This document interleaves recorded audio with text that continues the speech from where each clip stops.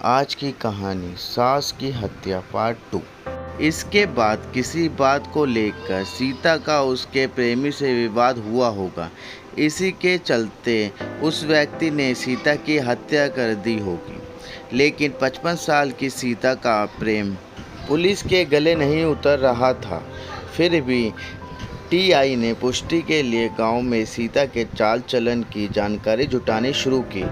इस जांच में सीता के बारे में तो नहीं, लेकिन उसकी बहू रोशनी के बारे में यह जानकारी निकल कर आई कि गांव में सबसे ज़्यादा सुंदर मानी जाने वाली रोशनी का चाल चलन संदिग्ध था। आसपास के लोगों ने यह भी बताया कि रोशनी का चक्कर पड़ोस में रहने वाले एक 19 वर्षीय युवक हल्के चौधरी के साथ था। पुलिस पहले भी संतोष की पत्नी रोशनी से पूछताछ कर चुकी थी, लेकिन उसके बयानों में पुलिस को कुछ भी संदिग्ध नहीं लगा था, सिवाय इसके कि बयान देते समय रोशनी एक हाथ लंबा घूंघट निकाले रहती थी।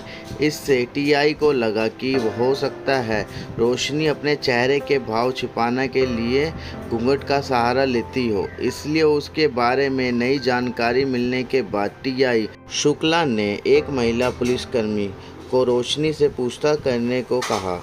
महिला पुलिसकर्मी ने उसका घूंघट खुलवाकर उससे घटना वाली रात के बारे में कई सवाल पूछते हुए अचानक से पूछा, अच्छा यह बता कि हल्के तेरे पास कितने बजे आया था। हल्के का नाम सुनते ही रोशनी का चेहरा बुझ गया। पहले तो वह सकपकाई, फिर बोली, कौन हल्के? वो मेरे पास क्यों आएगा? ज़्यादा सियानी मत बन, पुलिस को सारी बात पता चल गई है। उस रात हल्के तुझसे मिलने आया था, इसलिए सीधे सीधे बता दे कि हल्के ने तेरी सास को क्यों मारा। देख, तू सच बता देगी तो पुलिस तुझे छोड़ देगी, वरना तुझे जेल जाने से कोई नहीं रोक सकेगा। रोशनी पुलिस की बातों में आ गई। उसने स्वीकार कर लिया कि उस रात सास ने उसे उसके प्रेमी हल्के के साथ देख लिया था। इसके बाद हालात ऐसे बने कि उसने प्रेमी के साथ मिलकर सास की हत्या कर दी। पुलिस पूछताछ में बहू के इश्क में सास के कत्ल की कहानी इस प्रकार सामने आई। कई 5 साल पहले रोशनी जब संतोष के साथ विवाह कर गांव में आई, तब उसकी उम्र 21 साल थी। पति के साथ कुछ समय तो उसके दिन अच्छे बीते, लेकिन बाद में संतोष पत्नी के बजाय खेती पर ज़्यादा ध्यान देने लगा। पत्नी की भावनाओं को नज़रअंदाज करते हुए वह घर के बजाय रात को खेतों पर ही सोने लगा। ऐसे में रोशनी की नज़रें पड़ोस में रहने वाले युवक हल्के चौधरी से लड़ गई। वह रोशनी से 2 साल छोटा था और उसे भौजी कहता था। गांव में रोशनी के आते ही उसकी सुंदरता के चर्चे होने लगे थे, लेकिन उस वक्त हल्के इन सब बातों में ज़्यादा दिलचस्पी नहीं लेता था। धीरे धीरे उसकी उम्र बढ़ी तो उसके मन में भी रोशनी की खूबसूरती गुदगुदी करने लगी। रोशनी के कच्चे मकान में कच्चा बाथरूम बाहर आंगन में था, जो हल्के के घर से साफ दिखाई देता था। इसलिए 20 साल की उम्र तक आते आते जब हल्के के मन में जवानी की तरंगें उछाल मारने लगी, तो वह रोशनी को नहाते हुए छिपकर देखने लगा। इसी बीच करीब साल भर पहले एक दिन नहा रही रोशनी की नज़र हल्के पर पड़ गई। उसने उससे कुछ नहीं कहा। वह समझ गई थी कि हल्के चौधरी की जवानी अंगड़ाई ले रही है। फिर रोशनी के मन में भी चुहल करने की बात घर कर आई। अगले दिन से वह चोरी छिपे ताका झाकी करने वाले हल्के को अपने रूप के और भी खुले दर्शन करवाने लगी। रोशनी ने यह खेल हल्के के मन में आग लगाने के लिए खेला था, लेकिन धीरे धीरे उसे न केवल इस खेल में मज़ा आने लगा, बल्कि हल्के के प्रति उसके मन में भी चाहत पैदा हो गई। हल्के का रोशनी के घर आना जाना था, इसलिए जब भी हल्के रोशनी के घर आता तो वह उससे हंसी मजाक करती, जिससे कुछ दिनों में हल्के की समझ में भी आ गया कि रोशनी उसके मन की बात समझ चुकी है। इसलिए एक दिन दोपहर में वह उस समय रोशनी के घर पहुंचा जब वह घर पर अकेली थी। रोशनी को भी ऐसे ही मौके का इंतज़ार था। उस रोज़ रोशनी ने बातों बातों में हल्के से पूछ लिया, हल्के तुम मुझे यह बताओ कि तुम्हारी कोई प्रेमिका है? नहीं, हल्के चौधरी ने जवाब दिया। क्यों? अभी तक क्यों नहीं बनाई? तुम्हारा मन तो होता होगा, रोशनी ने पूछा। नहीं, हल्के ने झूठ बोला। मन नहीं होता तो फिर छिप कर मुझे नहाते क्यों देखते हो?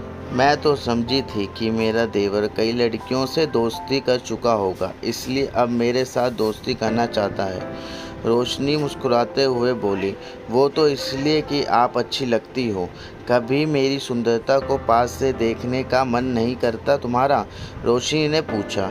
करता है, लेकिन डर लगता है कि कहीं आप गुस्सा ना हो जाओ, हल्के ने बताया। मैंने कब कहा कि मैं गुस्सा हो जाऊंगी? अच्छा, एक काम करो, अभी तो अम्मा खेत से आने वाली है, कल सुबह जल्दी आ जाना, फिर देख लेना अपनी भाभी को एकदम पास से, और मन करे तो छू कर भी देखना। इतना कहकर रोशनी ने नौसिखिया हल्के के गाल पर एक पप्पी देकर उसे उसके घर भेज दिया। दूसरे दिन हल्के चौधरी रोशनी के घर पहुंच गया। उस समय घर में उन दोनों के अलावा कोई नहीं था। रोशनी ने इसका फ़ायदा उठाया।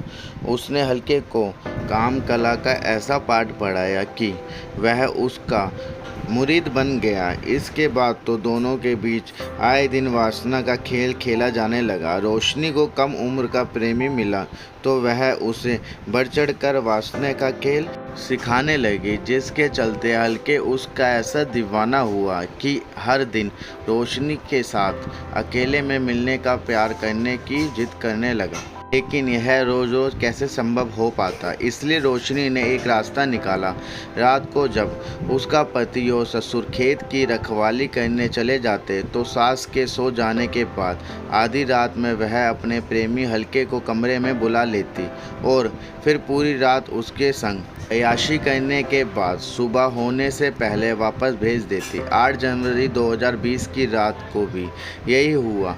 रात में संतोष और उसके पिता मलुआ खेत पर चले गए। फिर सास भी खाना खा पी कर गहरी नींद सो गई तो रोशनी ने हल्के को बुला लिया। हल्के अब प्यार के खेल में काफ़ी होशियार हो चुका था।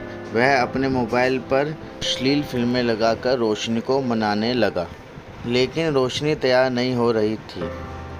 उस रोज़ हल्के ने जिद की तो रोशनी तैयार हो गई। उसी दौरान रोशनी के मुंह से चीख निकली तो बाहर कमरे में सो रही सास की नींद टूट गई। अनुभवी सास ऐसी चीख का मतलब अच्छी तरह जानती थी, सो उसने उठकर चुपचाप बहू के कमरे में झांक कर देखा तो पड़ोसी हल्के के साथ बहू को अय्याशी करते देख उसकी आंखें फटी रह गई। सास ने गुस्से में किवाड़ पर लात मारकर दरवाज़ा खोला और रोशनी और हल्के को खूब खरी खोटी सुनाई। सास बहू की करतूत अपने बेटे को बताने के लिए रात में ही खेत पर जाने लगी। यह देखकर रोशनी के हाथ पैर फूल गए।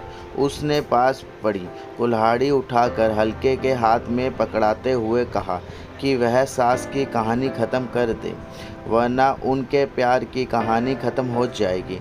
हल्के के हाथ पैर कांपने लगे। उसमें इतनी हिम्मत नहीं थी कि वह बाहर जाकर सीता की हत्या कर सके, लेकिन जब रोशनी भी साथ हो गई तो दोनों ने पीछे से जाकर खेतों पर पहुंच चुकी सीता की गर्दन पर कुल्हाड़ी से वार किया, जिससे वह वहीं गिर गई। इसके बाद उसके शरीर पर कुल्हाड़ी से कई वार और किए, जिससे सीता की मृत्यु हो गई। कुछ देर बाद रोशनी के कमरे का दरवाज़ा बाहर से बंद कर हल्के चौधरी अपने घर चला गया। दोनों को भरोसा था कि पुलिस उन तक कभी नहीं पहुंच पाएगी, लेकिन पवाई पुलिस ने 4 दिन में ही दोनों को कानून की ताकत का एहसास करवा दिया। उम्मीद करते हैं कि आपको ये स्टोरी ज़रूर पसंद आई होगी। ऐसी ही और स्टोरी के लिए ऑल टाइम हिंदी स्टोरीज़ को सब्सक्राइब करें। Thank you for watching video.